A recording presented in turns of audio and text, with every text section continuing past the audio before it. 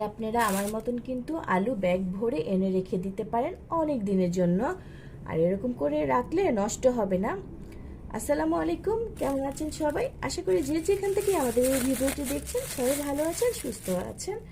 আজকে আমি আপনাদের সাথে শেয়ার করব আপনারা কিভাবে আলু অনেক দিন রেখে দেবেন, সেই ভিডিও আজকে আমি আপনাদের সাথে শেয়ার করব। কারণ এখানে হচ্ছে অনেকগুলো আলু আছে, আপনারা কিন্তু 5-6 কেজি আলু 100 টাকায় কিন্তু কিনে ফেলতে পারবেন।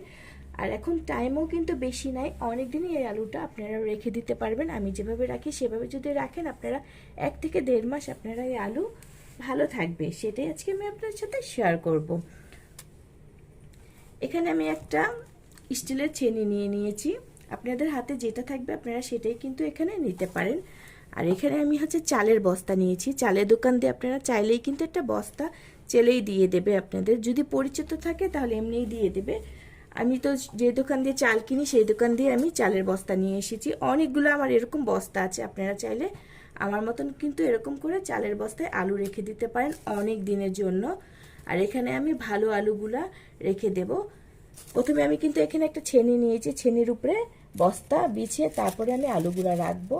ডাইরেক্ট যদি আপনারা ফ্লোরের মধ্যে আলুটা রাখেন বস্তা দিয়ে, এতে করে কিন্তু আলু নষ্ট হয়ে যাবে, কারণ ফ্লোর অনেক সময় ঠান্ডা থাকে, গরম থাকে, সেই কারণে তাড়াতাড়ি আলু পচে যাবে। তাই আমি একটা ছেনির উপরে আলুগুলো এভাবে রেখে দেব। আর অবশ্যই কিন্তু ঠান্ডা স্থানে রাখতে হবে, যেমন খাটের নিচে বা সোফার নিচে।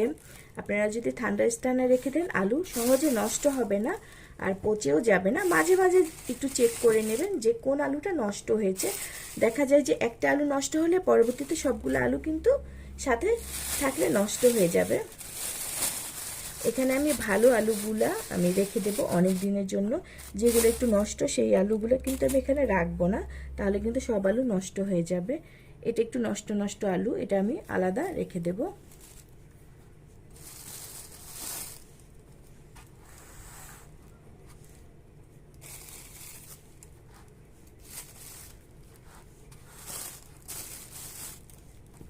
আমি এরকম করে সবগুলা আলু আমি এই ছালার বস্তার উপরে রেখে দেব। আর আমি একটার উপরে একটা দেব না, জাস্ট সাইড দিয়ে দিয়ে দেব, তাহলে আলুগুলো অনেক দিন ভালো থাকবে।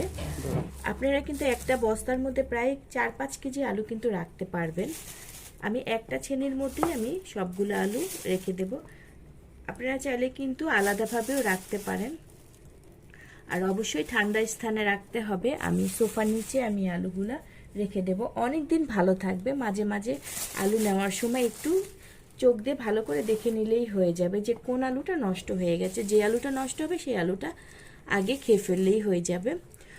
যদি আমার এই ভিডিওটা ভালো লেগে থাকে তাহলে কিন্তু অবশ্যই ট্রাই করে দেখতে পারেন, কারণ আলু কিন্তু আমাদের প্রতিদিনেরই প্রয়োজনীয় সবজি। আলু কিন্তু ছাড়া আমরা কোনো কিছুই রান্না করতে পারি না। তাই আমি ছোট্ট ভিডিওটা আমি আপনাদের সাথে শেয়ার করলাম, যদি আপনাদের উপকার হয়ে থাকে, কারণ ছোট ছোট জিনিস কিন্তু অনেক বড় একটা উপকার হয়ে থাকে। তাই আমি যখন যেটা আমি নিজের জন্য করি সেটা আমি আপনাদের জন্য ভিডিও করে থাকি। সবগুলো আলু কিন্তু আমি এই ছেনির মধ্যে রেখে দিয়েছি, আর অল্প কিছু আছে আলু সেটা আমি ইউজ করে ফেলবো।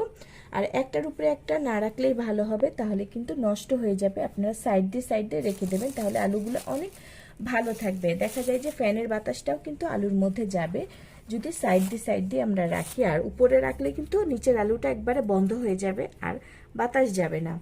এরকম করে রাখলে অনেক উপকার পাবেন, আর আলু সহজে নষ্ট হবে না। আর আমি নষ্ট জিনিস করি না, সেজন্যই আমি আপনাদের সাথে শেয়ার করি যে জিনিসগুলো ভালো থাকবে। যদি আমাদের এই ভিডিওটা ভালো লেগে থাকে তাহলে অবশ্যই লাইক কমেন্ট আর শেয়ার করতে ভুলবেন না। পরবর্তীতে নতুন আরেকটা ভিডিও নিয়ে আমি আপনাদের মাঝে চলে আসবো, সেই পর্যন্ত আপনারা সবাই ওয়েট করবেন।